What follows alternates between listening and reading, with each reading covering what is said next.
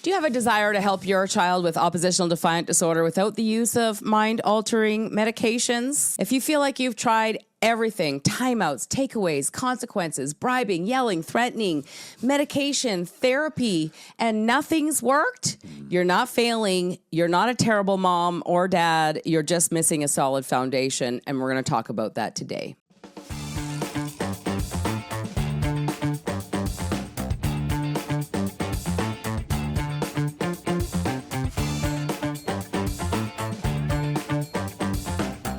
Hey, Tom, did you know that the industry for medicating kids is now $247 billion? Seems to be going up every year for the last 20 years. Well, yeah, and more every year. Actually, I just watched a TikTok video yesterday, and she said that 40% of her grade 1 class are now neurodivergent. Like, there's a problem here, and thank God you came into my life. If you don't know, Thomas is a 4th degree black belt in Taekwondo, and he ran an after-school program called Creating Champions for Life, where you literally had thousands of kids come through your school and develop the reputation, like, can you fix this kid? But you had a lot of fun with the kids that came through your school. And me as a mom, I'm on the other side of the world with a dream to empower all kids by the age of 12, and here I was 18 years into that dream, and with 4 kids between the ages of 6 and 12, being diagnosed with the most severe case of oppositional defiant disorder, 3 cases of ADHD, anxiety, depression, and total chaos going on in my home.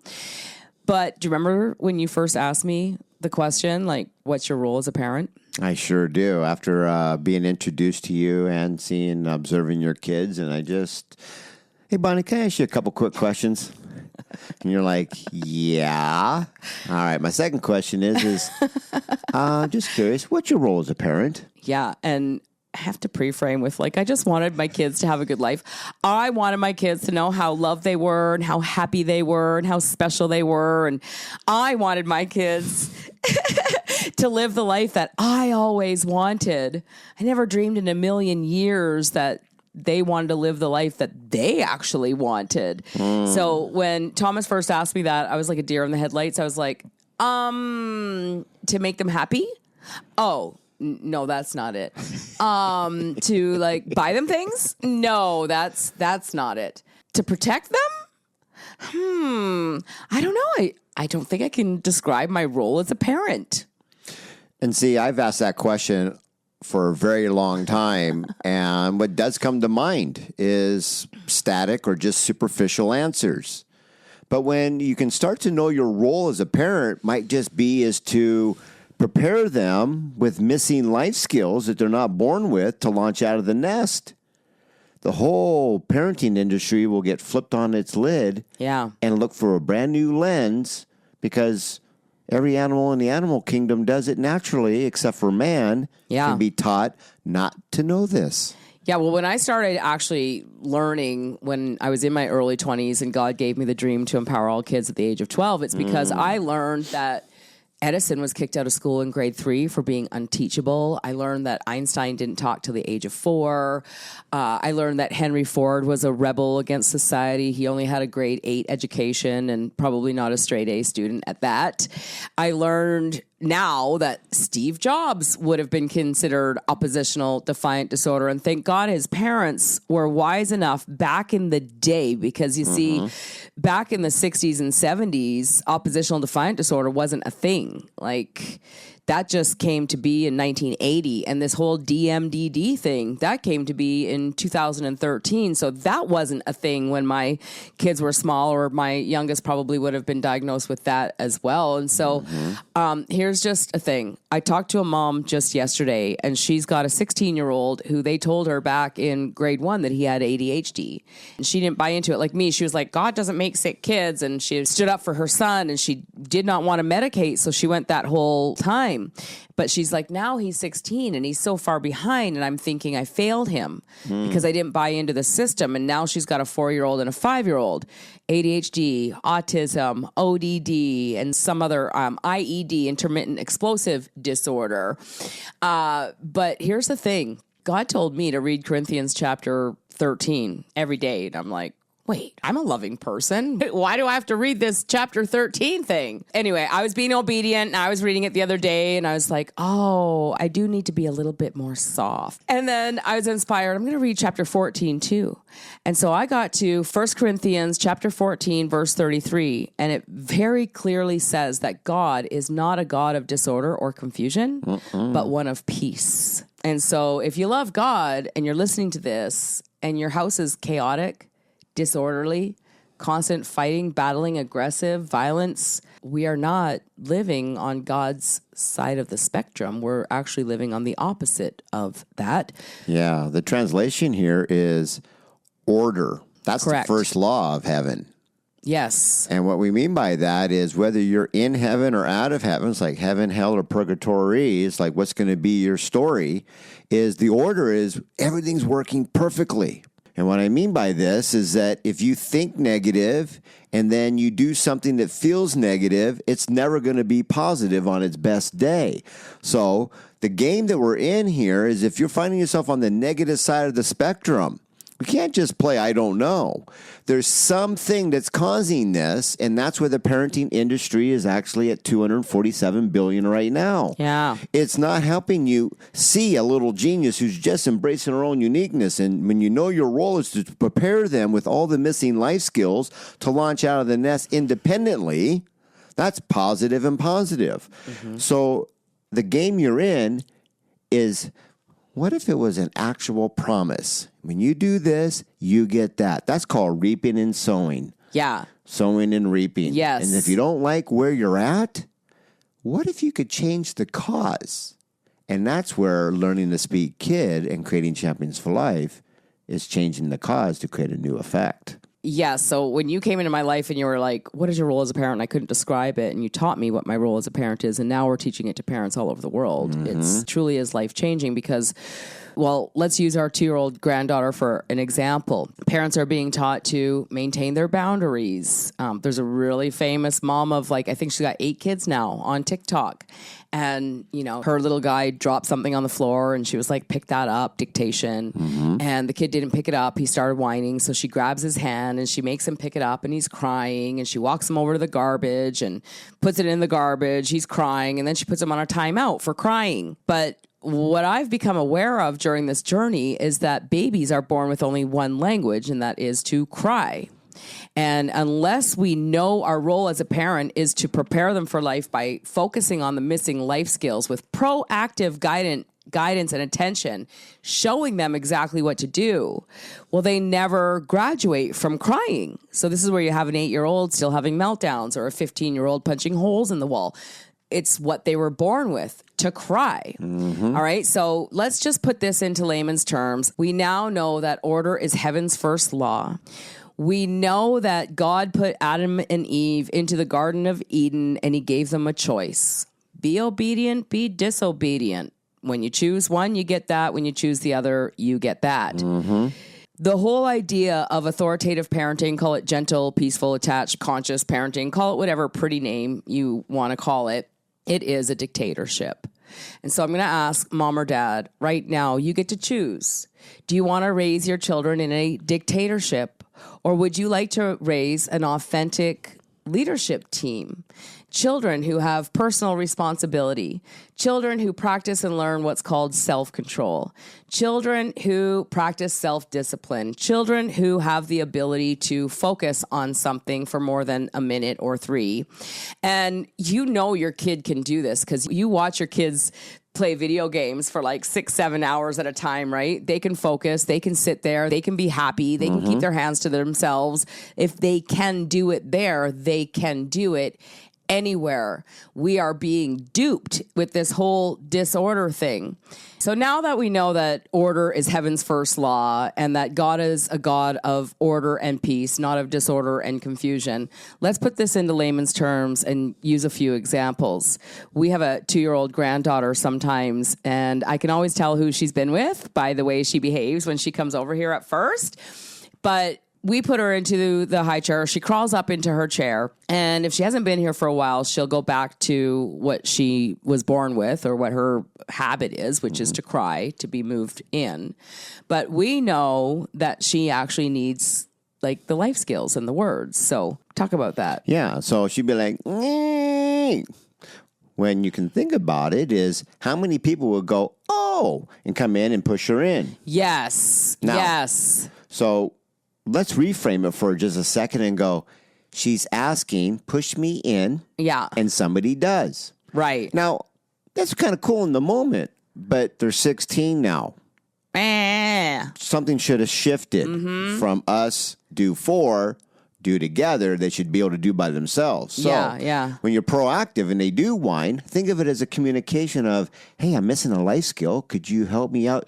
Show me what it looks like. So they come over here and you're like, oh, I know this game. So can you say, Grandpa Tom? And she literally goes from to Grandpa Tom? Can you Help me, please? Help me, please? And I sure can. What a great ask. And then we go, right? And when you approach it that way, she's like, I've been heard. Yeah. I don't know how to ask correctly in the adult big kid world. True. Right? But once they do that, then pretty soon when they're there, she'll graduate, which she's already done. Grandpa Tom, help please. Right? And that's where the manners that we're all like, hey, don't talk to me. Why are you always whining? Guys, you're such a pain. Right? We got to be able to make it through the transformation because if everything's working in order, if we can change our approach, we can create a different outcome. Yeah. And that's why every parent has a chance to win. Well, that's kind of cool. I think every parent should read 1 Corinthians chapter 13, the love chapter, because it talks about love, like what love is and what love is not. And when it talks about what love is not, love does not easily anger. Love does not become annoyed. Love is patient. Love is kind. And I'm thinking like authoritative parenting, call it gentle, but it is like, when I was talking about that lady and the toddler and grabbing his hand and making him put it in the garbage and then putting him in a timeout and asking, are you ready to be nice yet? How backwards that is. That's not love. No, that's a wolf in sheep's clothing. It's a wolf in sheep's clothing, moms and dads. Okay, so we're running out of time. Let's wrap it up with, what do you do with an 8-year-old who's playing a video game? Of course, we brought the video game in. That's called overcompensating. They never asked for the video game. We just brought it in. But now we want them to do their homework, or we want them to go to bed, or we just feel like they've had enough screen time today because I'm the mom. What do we do with that? Okay, well, step one is you're going to come in. You know that, okay, on and off. It's time, you're done. Like, I'm not even at a save point. The parents don't even know what that even means. That's like the holy grail of all holy grails. Okay. And so with that all being said, is the first missing life skills called start and stop. That's always overlooked. And yes, I get it. I'm on your side. Parents, morals, ethics, safety. It's all valid, but it's irrelevant here. So once you actually go, well, wait a minute. I never taught them start and stop. All you have to do is real simply turn on a timer, set it for 1 minute, start the game, you play, they watching, and all of a sudden it goes ding, ding, ding, ding, ding. You're like, oh, I'm all done. I'm going to stop, put the controller, put it back. I finished it. You see, as crazy as this seems, like Captain Obvious, like, duh, he knows that. Does he? But what you're going to do is you're actually playing the game called monkey see, monkey do. Words are cheap. Talk is cheap. Once they see that, then you set the timer. They practice it one time. Ding, ding, put it on. Like, now you've established what has been missing in this huge parenting world. Show me. Then you can tie it for next time. When they are on the game, they're working towards another goal, which means when you start and stop on the already pre-framed time, why would I do it? For you? Hell no. For me, I would start and stop because if I did that, that means I can make 1, 2, or 3 cookies show up at dessert for dinner time. You see, we're not going to get more into why this works, but when you understand why this works, you're going to think, man, parenting has been taught me to do everything backwards. Yeah. And maybe if creating disorders, $247 billion is not a big enough hint that you've been taught backwards, maybe it might be the time to go, I think I'm onto something here. Absolutely. And so a lot of times we get messages saying, well, I have a 15-year-old, does this work for a 15-year-old?